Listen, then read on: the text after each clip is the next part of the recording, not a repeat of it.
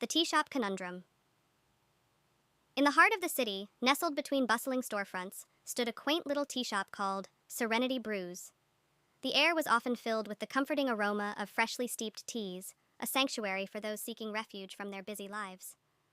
The shop was owned by a wise old man named Mr. Tanaka, who had a way of calming even the most frazzled patrons with his gentle smile and patient demeanor. Maya, the shop's young barista, loved her job, but often found herself overwhelmed by the morning rush. Today was no different. The clock struck 9, and the shop quickly filled with a mix of regulars and newcomers, all eager to start their day with a warm cup of tea.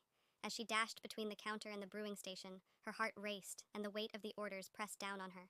In her haste, she misjudged the weight of a steaming pot of jasmine tea. It slipped from her hands and spilled across the counter, cascading over the polished wood like a small waterfall. The sound of the shattering silence was punctuated only by the gasps of nearby customers.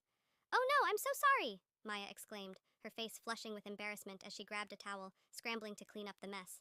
But the more she hurried, the more chaotic her efforts became. An elderly gentleman sitting at a small table nearby set down his cup and stood up. With a slow, deliberate grace, he approached her. "Let me help," he said softly, his voice soothing. As they cleaned together, he looked her in the eyes and said, "In Zen, we often speak of being present. Sometimes, when we rush, we forget the beauty of the moment." Maya paused, towel in hand, and considered his words. "But I can't be present when everything is falling apart," she replied, her frustration bubbling beneath the surface. "Perhaps that is the lesson," he said, smiling gently.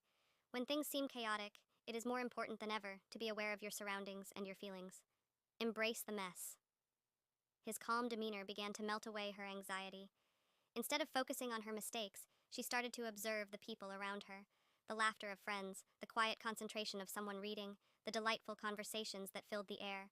She felt the warmth of the tea shop envelop her like a comforting blanket.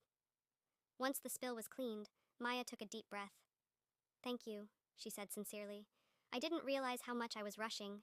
The old man nodded. "Each cup of tea has its own story, just as life does. Take your time to savor it." Inspired, Maya returned to the counter with a newfound perspective. Instead of frantically preparing each order, she moved with intention, allowing herself to truly engage with each customer. She poured tea, listened to their stories, and shared a smile. The morning rush continued, but the chaos transformed into a harmonious rhythm.